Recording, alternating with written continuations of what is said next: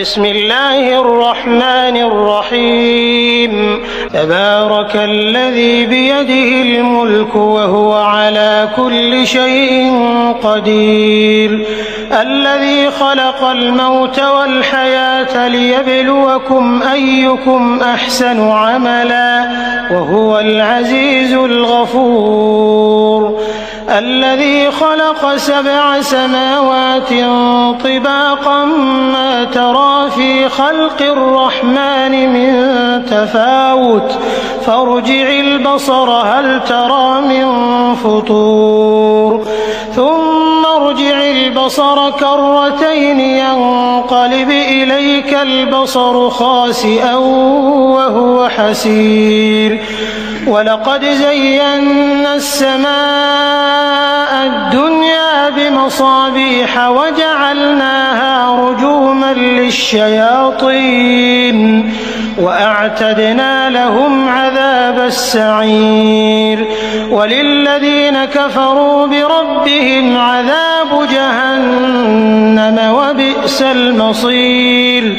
إذا ألقوا فيها سمعوا لها شهيقا وهي تفور تكاد تميز من الغيظ كلما ألقي فيها فوج سألهم خزنتها ألم يأتكم نذير قالوا بلى قد جاءنا نذير فكذبنا وقلنا ما نزل الله من شيء إن أنتم إلا في ضلال كبير وقالوا لو كنا نسمع أو نعقل ما كنا في أصحاب السعير فاعترفوا بذنبهم فسحقا لأصحاب السعير إن الذين يخشون ربهم بالغيب لهم مغفرة وأجر كبير وأسروا قولكم أو اجهروا به إنه عليم بذات الصدور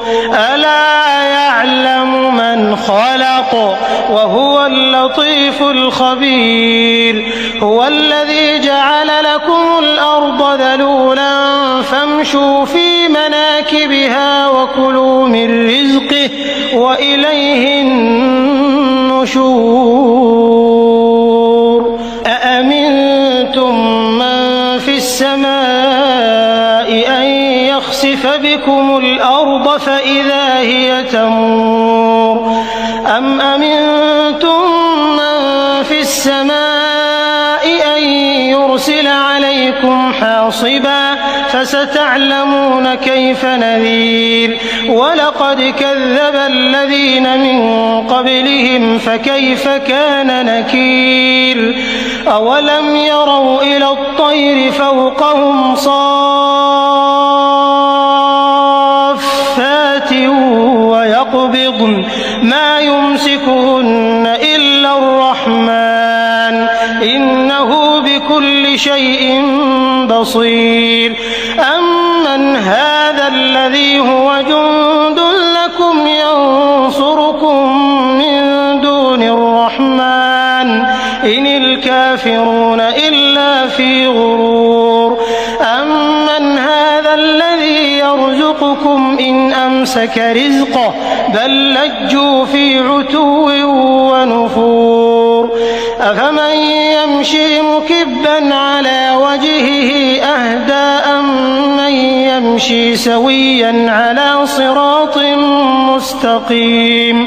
قل هو الذي أنشأكم وجعل لكم السمع والأبصار والأفئدة قليلا